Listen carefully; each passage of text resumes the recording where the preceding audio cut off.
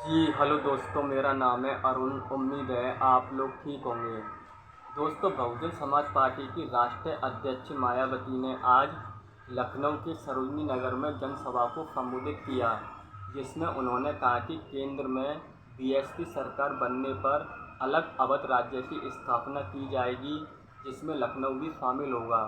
उन्होंने कहा, बीजेपी और आरएसएस मुफ्त राशन देने का प्रचार गांव-गांव जाकर कर रहे हैं, नमक अदा करने के बदले वोट मांग रहे हैं, जबकि यह राशन जनता के टैक्स के पैसों से बांटा जा रहा है। उन्होंने कहा कि आप बीजेपी और आरएसएस का नहीं बल्कि अपना नमक खा रहे हैं। अपने संबोधन में उन्होंने कांग्रेस और समाजवादी पार्टी को भी घेरा है। मायावती ने आज सोमवार को लखनऊ में 31 मिनट का भाषण दिया था। उन्होंने 31 मिनट के भाषण में दलितों, पिछड़ों, मुसलमानों और किसानों के लिए बात कही। उन्होंने दलित समाज को हर स्तर पर बीजेपी, कांग्रेस और सपा से सावधान रहने के लिए कहा। उन्होंने अपने संबोधन में यह भी कहा कि चुनाव फ्री एंड फेयर हुआ तो बीजेपी सत्ता में नहीं आएगी।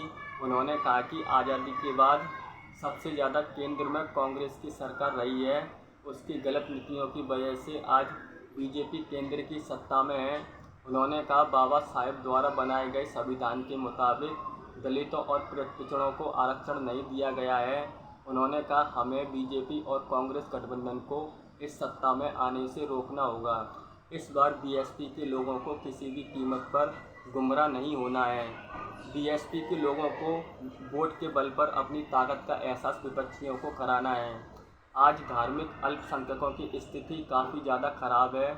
मुसलमानों का विकास रुक गया है। हिंदुत्व की आड़ में मुसलमान उत्पीड़न के शिकार हो रहे हैं। किसानों को परेशान किया जा रहा है। यह सब बातें बीएसपी अध्यक्ष मायावती ने लोगों से कही और अपील भी की कि सभी लोग मिलकर बीएसपी का साथ दें, उसे मजबूत बनाएं।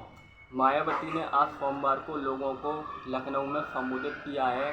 आकाश आनंद को 28 अप्रैल में ही लखनऊ में चुनावी सभा करनी थी, लेकिन सीतापुर में सभा के दौरान एफआईआर होने के बाद कार्यक्रम को रद्द किया गया था। बीएसपी ने लखनऊ से सरकार अली और मोहनलालगंज सीट से राजेश कुमार उर्फ मनोज प्रधान को टिकट दिया है। बीएसपी लखनऊ और मोहनलालगंज लोकसभा सीट कभी नहीं जीत पाई है। 2019 के चुनाव में सपा बसपा गठबंधन में मोहनलालगंज से बीएसपी चुनाव लड़ी थी। उस चुनाव में उसे 90,000 से ज़्यादा वोटों से हार का सामना करना पड़ा था। बीएसपी से निकलने वाले आरके चौधरी सपा के टिकट पर मोहनलालगंज से चुनाव लड़ रहे हैं।